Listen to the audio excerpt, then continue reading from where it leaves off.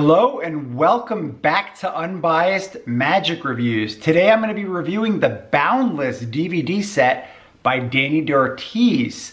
Now this is a 2 DVD set that was requested by a couple of different people here, and it has taken me a couple of months to put this together because I really wanted to study this well, road test it out on live spectators before I did a review. This 2 DVD set is about 2.5 hours long, and it's going to cost you around $60 from your favorite magic dealer. This 2 DVD set is all about card magic.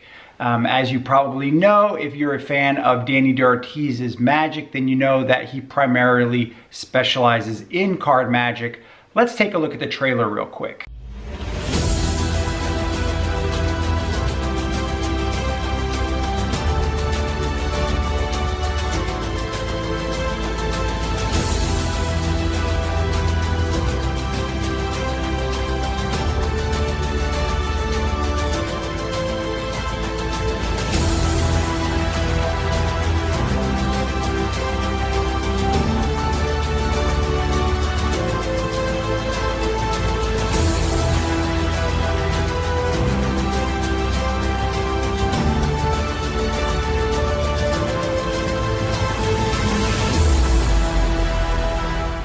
All right, so you guys took a look at the trailer, and on this 2 DVD set, what you're gonna get is you're gonna see Dani DaOrtiz perform 9 of his card routines for 4 of his magician friends, and then he goes over detailed instructions of those 9 routines. That takes about an hour and a half.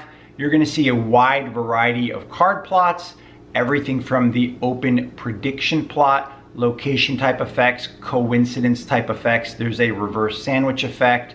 There's an effect where he pushes a selection through the table. Finally, there's even a topological effect there.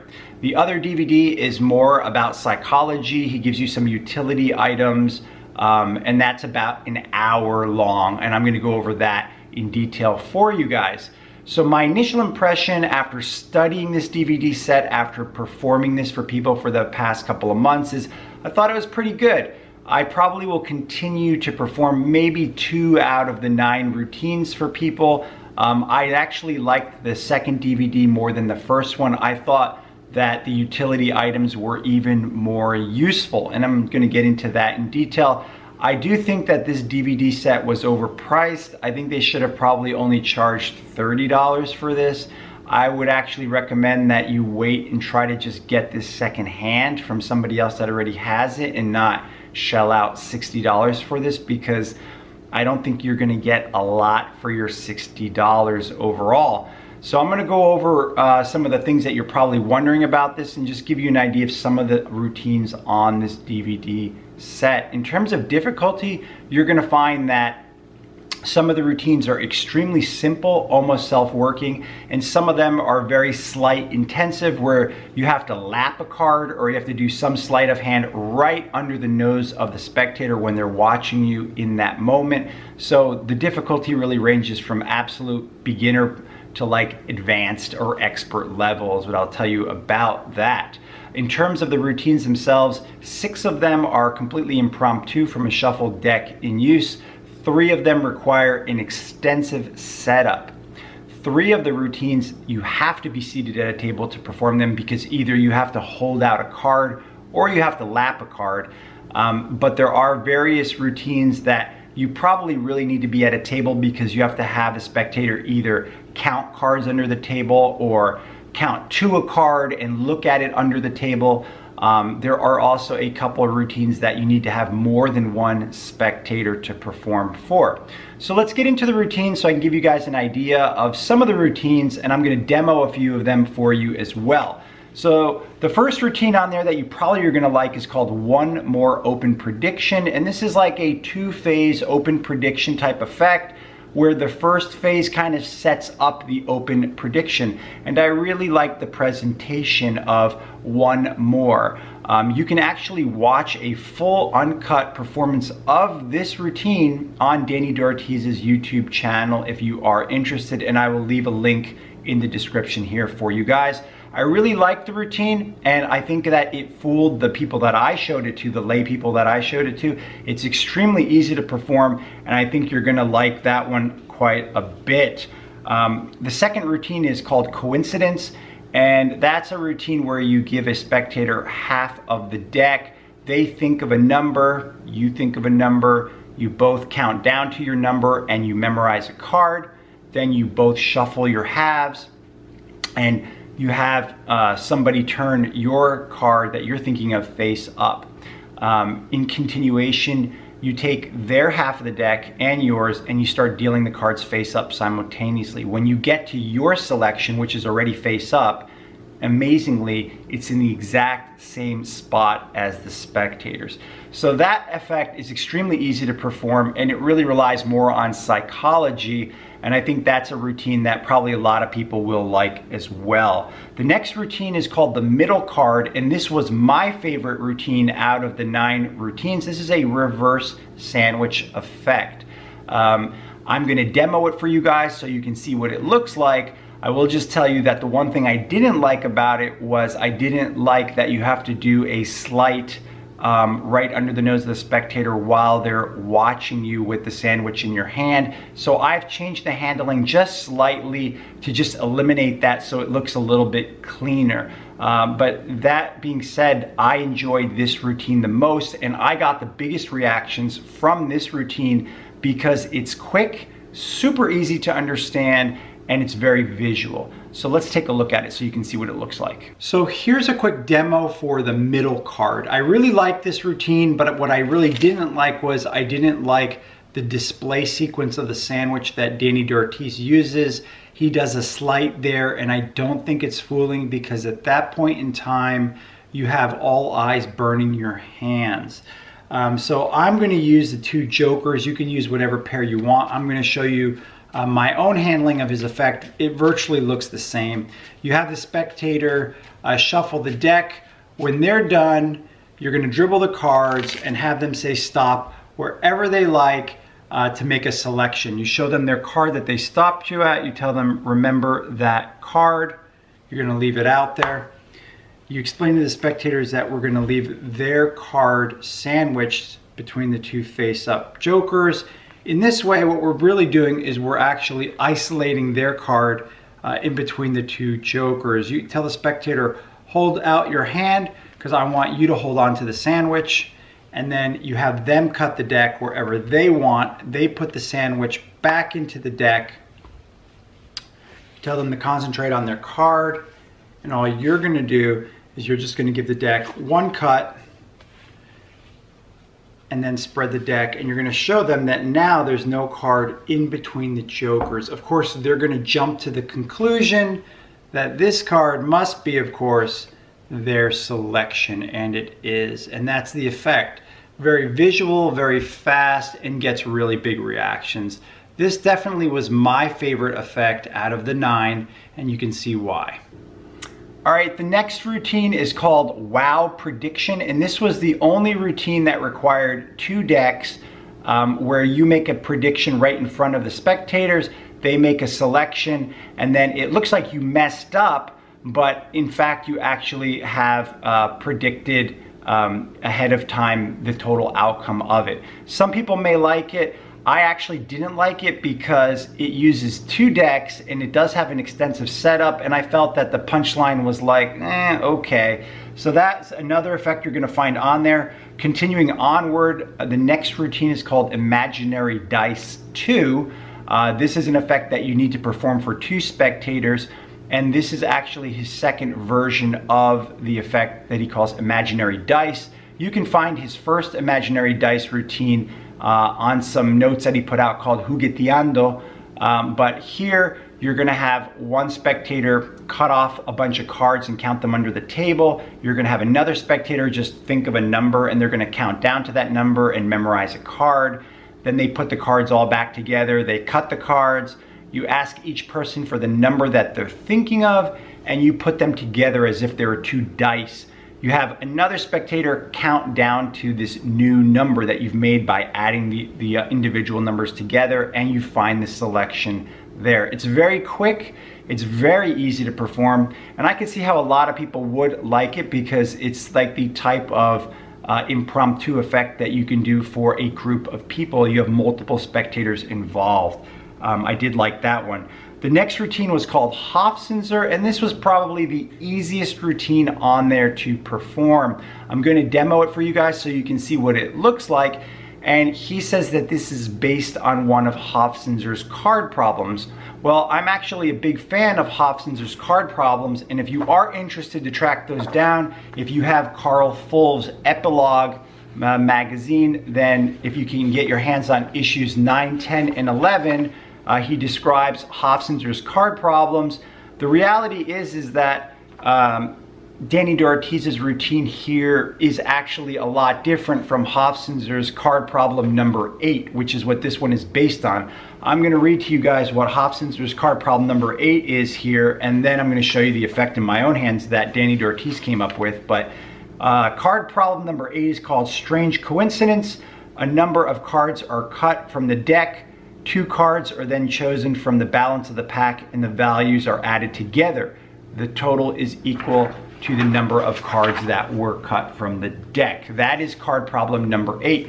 Here, Dani DaOrtiz, instead of the added values being the amount of cards that are cut from the deck, he has the added values added together, and then you count down, and that's where the selection is. So he bases it on the card problem number 8, but it really isn't a solution to Hobsons ER's card problem number 8. Let's take a look at it. This definitely is the easiest effect on the DVD. So this is what it looks like. You tell the spectator you want them to make a selection. You're going to start dealing cards until they say stop. Wherever they want, they say stop. You tell them, all right, take a look at your card. You're going to look at the card. In this case, this is what their selection is going to be.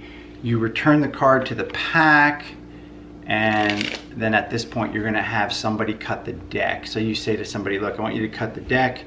They cut the deck, you turn it over there, and you say, okay, you cut to a 5. So if we take 5 and the other side is a 10, 5 and a 10 is what, 15? We count down to 15. 1, 2, 3, 4, 5, 6, 7, 8, 9, 10, 11, 12, 13, 14, 15, and you get to their selection.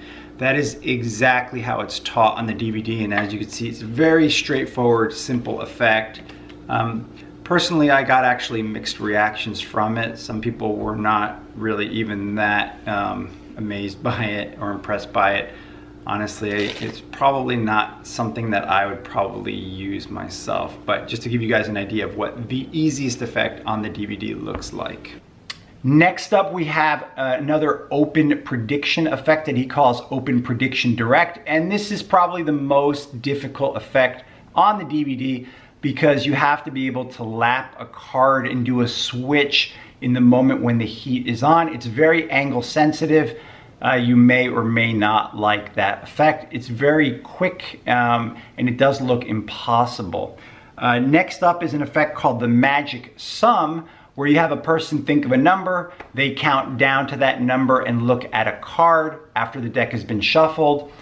You have them move some cards from the top to the bottom, from the middle to the top, and then afterwards you have them pass the amount of cards from the top of the deck to the bottom that they're thinking of. In a continuation, you take the deck and you put it in the middle of the table and you push on the deck and their card goes through the table. I thought that the process, it was a little bit procedure heavy, and I don't know if it really would fool a lot of people. Not an effect I would perform too regularly myself. You may like it.